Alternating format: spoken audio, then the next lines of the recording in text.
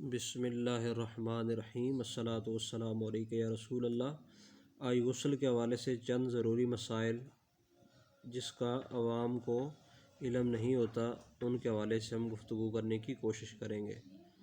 رمضان کی رات کو جنبی ہوا تو بہتر یہ ہے کہ طلوع فجر سے پہلے نہائے تاکہ روزے کا ہر حصہ جنابت سے خالی ہو۔ اگر نہیں نہایا تو بھی روزے میں کچھ نقصان نہیں، یعنی اگر رات کو کسی صورت میں غسل آپ کے اوپر فرض ہو گیا، جنبی کہتے ہیں جس کے اوپر غسل فرض ہو، تو بہتر یہ ہے کہ روزہ رکھنے سے پہلے آپ غسل کر لیں۔ اگر غسل نہیں بھی کیا اور ویسے ہی روزہ رکھ لیا تو روزے میں کوئی نقصان نہیں ہوگا۔ یہ عوام میں یہ مسئلہ پھیلایا جاتا ہے، یہ عوام کے ذہن میں یہ ہوتا ہے کہ جس پہ غسل فرض ہو وہ روزہ بھی نہیں رکھ سکتا، پہلے وہ غسل کرے گا پھر ہی وہ روزہ رکھ پائے گا۔ نہیں، اگر روزے کا وقت شروع ہو گیا اور آپ غسل نہیں کر سکے اور لیٹ اٹھے،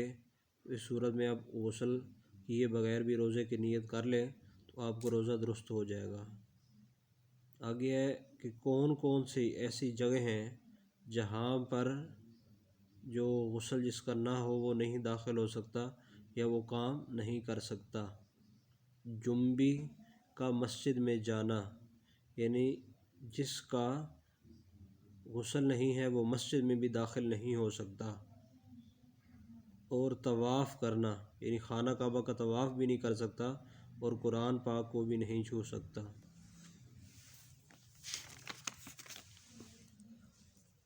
اس کے بعد اور نماز پڑھنا یا قرآن پاک پڑھنا بھی اس کے لیے حرام ہے۔ جنبی اگر درود شریف یا کوئی دعا پڑھ لے تو کوئی حرج نہیں، یعنی جس پہ اگر غسل فرض ہے وہ درود شریف پڑھ لے یا کوئی دعا پڑھ لے اس میں کوئی حرج نہیں اور کوئی گناہ نہیں ہے، مگر بہتر یہ ہے کہ وضو یا کلی کر کے پڑھے۔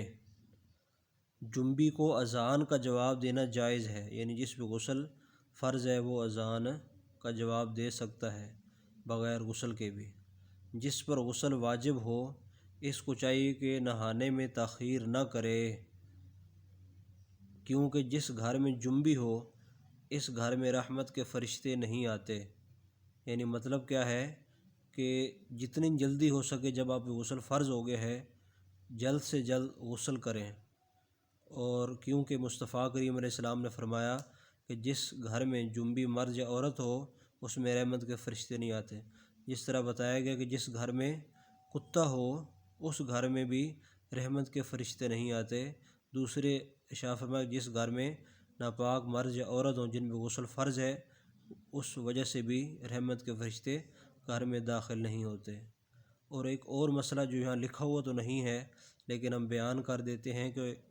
جب بالٹی میں غسل کرتے ہیں اس وقت ایک ضروری احتیاط، وہ احتیاط کیا ہے کہ جب ہم بالٹی میں پانی لیتے ہیں تو سردیوں میں خاص کر کے پانی گرم ہے یا ٹھنڈا ہے چیک کرنے کے لیے ہم اپنا جو ہاتھ ہے وہ بالٹی میں ڈالتے ہیں، اور کیونکہ ہمارا ہاتھ ناپاک ہوتا ہے تو وہ ناپاک ہاتھ جب ہم بالٹی میں ڈالتے ہیں تو سارا پانی جو ہے نا وہ نجس ہو جاتا ہے۔ اگر کوئی برتن، کوئی لوٹا یا مگا وغیرہ وہ جس سے ہم اپنے اوپر پانی ڈالتے ہیں وہ بیچ میں بالٹی میں پڑا ہوا ہے، اس کو بھی اٹھانا ہے اگر اس سے تو پہلے ہاتھ کو دھو لیا جائے اور دھو کر پھر اس کو نکالا جائے۔ اگر کسی نے بغیر ہاتھ دھوئے اپنا ہاتھ بالٹی میں ڈال دیا تو پھر اس سے سارا پانی نجس ہو جاتا ہے، اور ہم لوگ اسی سے ہی نہاتے ہیں اور پھر نماز پڑھتے ہیں۔ تو لہٰذا جو اس طرح نہائے کہ جو پانی گرم ہے یا ٹھنڈا ہے چیک کرنے کے لیے اپنا جسم ناپاک ہے اور ہاتھ اس نے بیچ میں ڈال دیا، اب جب پانی میں ہاتھ گیا تو وہ سارا پانی نجس ہو گیا، یعنی پلید ہو گیا۔ اب پلید پانی سے ہمارا جسم کیسے پاک ہوگا؟ تو لہٰذا سامعین سے یہ گزارش ہے کہ جب بھی نہانا چاہیں، آپ کا جسم ناپاک ہے تو پھر کیا کریں، پہلے ہاتھ دھو لیں اور پھر اس کے بعد پانی چیک کرنا ہے تو کر لیں، یا جو مگا ہے جس سے آپ بالٹی کے ساتھ پانی نکالنے کے لیے جس برتن کو استعمال کر رہے ہیں اس کو اٹھانے کے لیے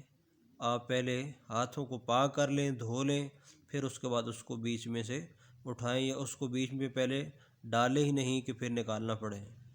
تو اس لیے اس بات کا خیال رکھنا چاہیے۔ اور جب نہاتے وقت، جب ہم بالٹی میں نہا رہے ہوتے ہیں تو کچھ چھینٹیں پانی کی وہ داخل ہو جاتی ہیں بالٹی کے اندر۔ تو اس پر علماء کرام کا یہ کہنا ہے کیونکہ جو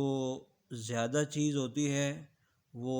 جو کم چیز ہوتی ہے وہ زیادہ پر غالب آ جاتی ہے، تو لہٰذا اگر کوئی چھینٹے پانی کے آپ کے جسم سے گر کر وہ چلے بھی گئے تو کیونکہ وہ جو بالٹی والا پانی ہے وہ زیادہ ہے، تو زیادہ جو ہے وہ کم پہ غالب ہوتا ہے، تو لہٰذا اگر چھینٹے چلے بھی جائیں تو وہ اس میں غسل آپ کا ہو جائے گا۔ لیکن اگر کوئی پورا اپنا ہاتھ ہی پانی میں داخل کر دیتا ہے تو آپ کا جو ہاتھ ہے وہ نجس تھا،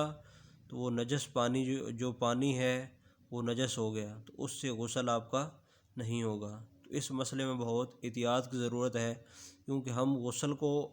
عام طور پہ اتنا ضروری نہیں سمجھتے۔ اگر ضروری سمجھتے بھی ہیں تو ہماری عوام کو یہ نہیں پتہ غسل کے فرض کتنے ہیں۔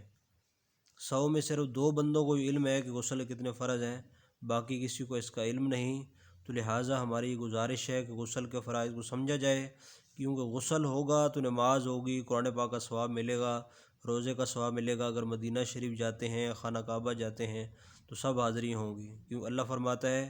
کہ ان اللہ یحب المتطہرین، اللہ پاک لوگوں کو پسند فرماتا ہے۔ تو لہٰذا پاکیزگی کا خیال رکھیے، اور جس طرح ہم نے اپنی پچھلی ویڈیو میں غسل کے فرض بتائے ہیں ان فرض پر عمل کیجیے۔ اللہ تعالیٰ ہم سب کو عمل کی توفیق عنایت فرمائے، آمین۔